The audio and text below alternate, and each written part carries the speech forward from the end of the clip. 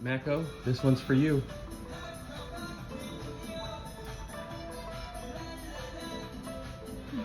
Mako says hello. Then we rented a motorcycle for the day. It cost us $6.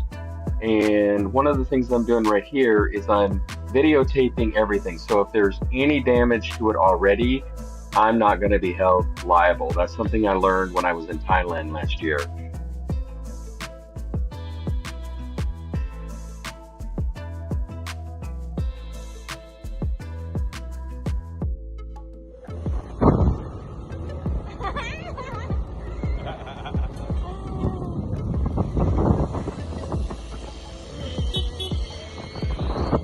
Well, here I am in Hoi An, ancient town, and honestly, as we're just coming into it, everything, I think there's a part, it's called Tailor Town.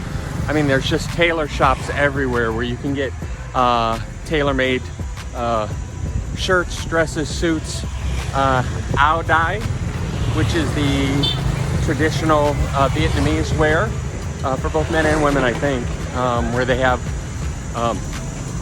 men's and women's versions of that.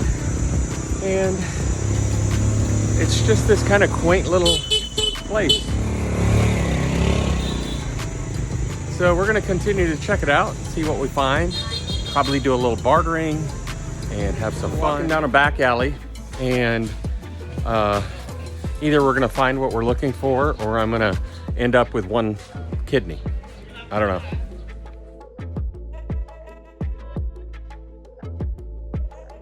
All right, here we go. This is my first egg coffee. And for those that are unaware, back in the 1940s, there was a milk shortage. If I remember correctly from my studies, it was because of the French occupation.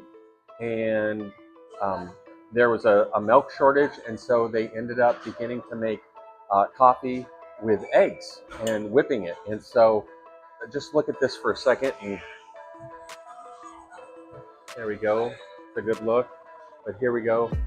Just this thick, creamy kind of brulee. I think that's the right term.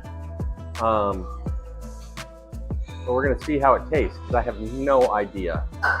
And then boom, got a green matcha tea. Good. Then they gave me water. Also sugar. Nuang? Dong, which is sugar, and then a little wafer cookie. So let's see what this tastes like. And before we add sugar, let's try it without it. That does not need sugar. That is sweet. Have you had egg coffee? Here.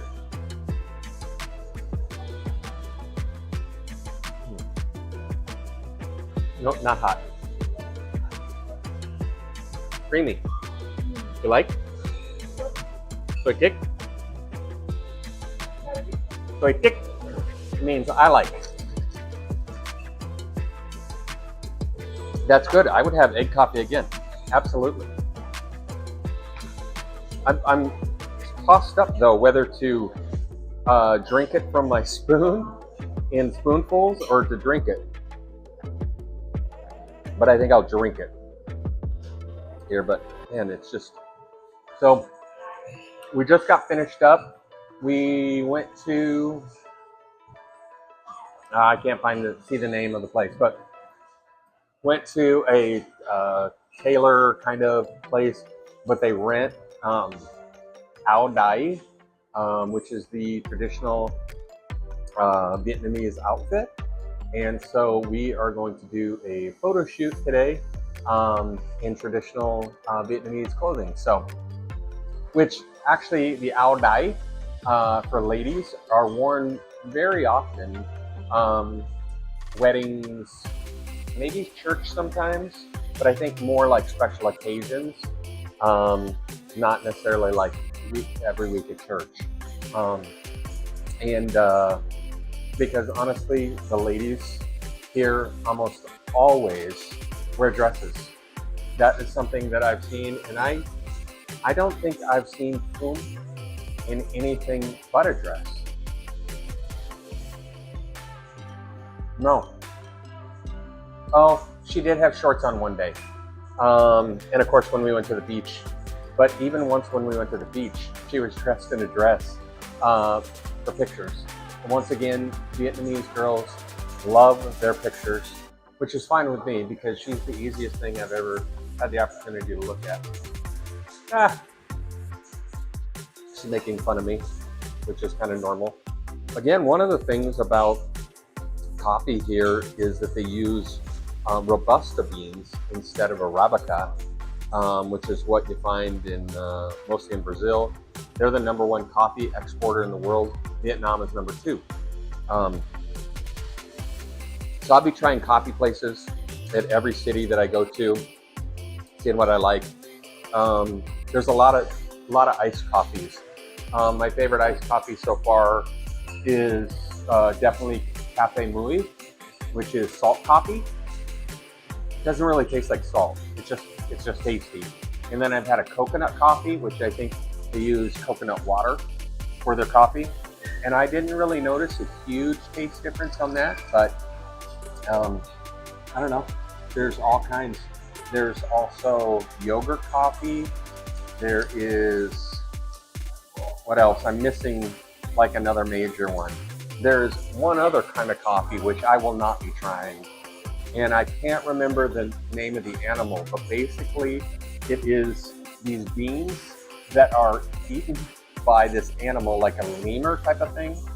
And then they are evacuated and then processed, cleaned, and all of that. And it's super expensive coffee. Like,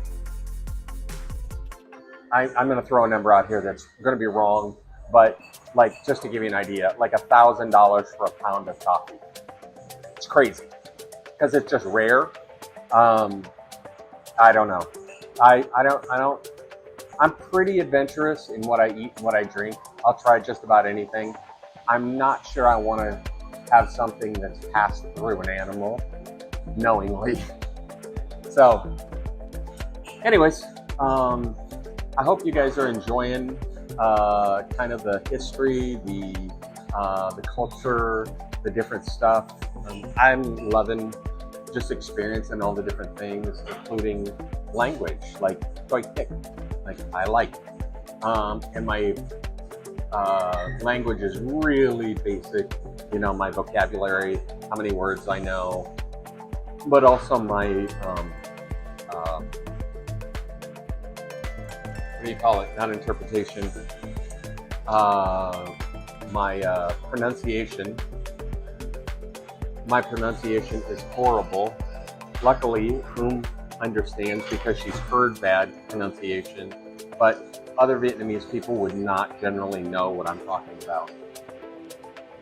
So right now we are walking through Hoi An, ancient town, and we are going to Banh Mi Phung, and that is the famous banh mi place where Anthony Bourdain went, and this was the bomb. So we're gonna see if he's right. You know, I liked him, so I'm gonna guess that he had a good take on things. But I'll give you my take too. So let's check it out. We'll be there in a couple minutes. So I've arrived at Banh Mi Phung, and there is a line, but that's all right. We're gonna go inside. We're gonna check standing in line at a concert here. We'll see if it's worth the look. I mean, it's a banh mi. Can't go wrong, right?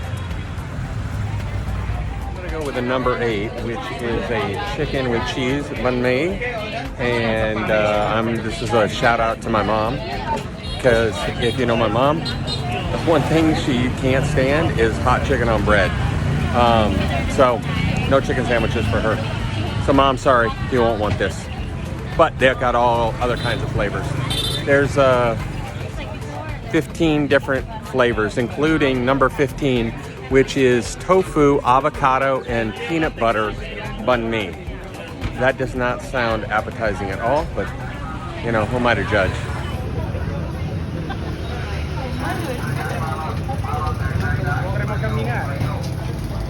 No, potremmo vederci per mangiare. 50,000 dong. I get the banh mi, and a Coke. So that's $1.30 or something. That's a meal. I mean, it's a nice size sandwich. So you just can't beat that, right? And I could eat sandwiches like this all day long. The bread is delicious. Yeah.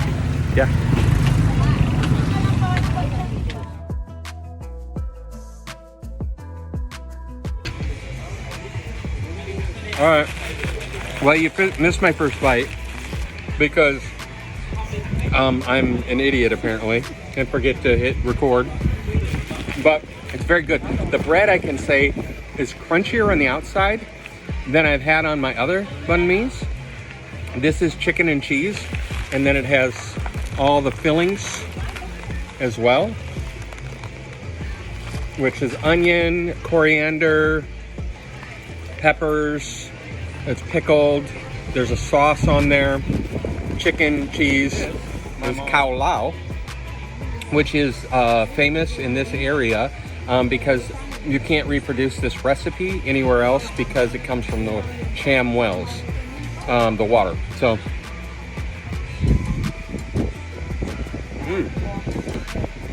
very good. Oh, spicy. Woo! Woo! Okay. Spicy.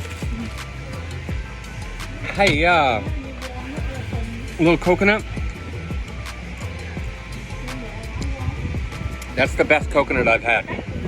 I didn't like the coconut that I had in Thailand, and I've already had one here that wasn't great. This is sweeter. I don't know what the difference is. Is this older? You're laughing at me because my mouth is on fire.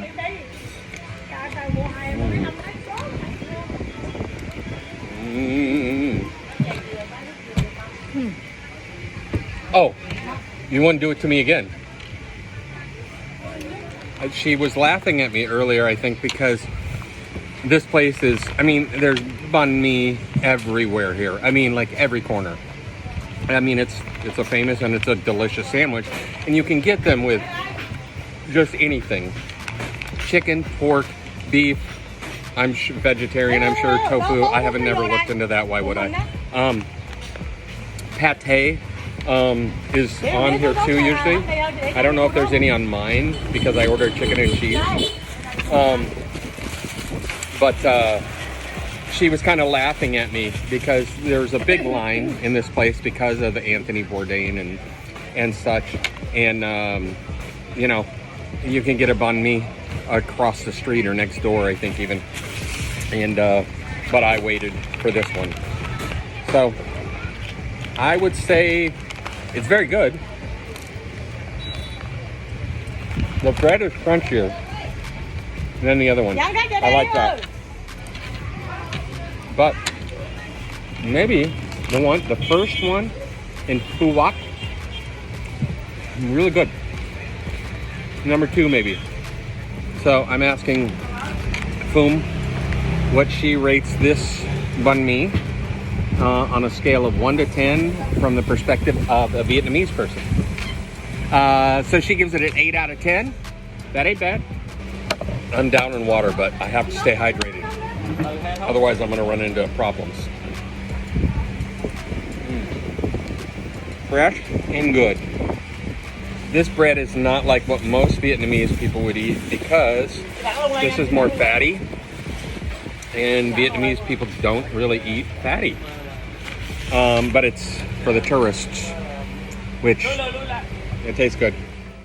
We ran out of gas on the way to the Coconut Forest boat, and this lady saved our bacon.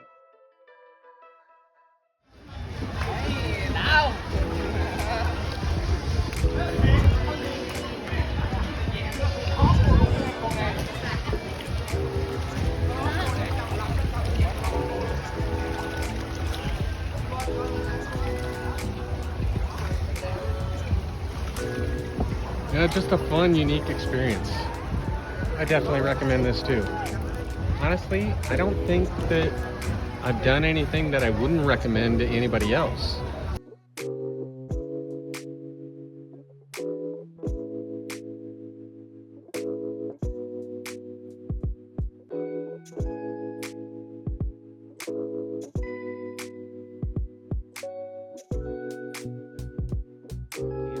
It was 200,000 dong.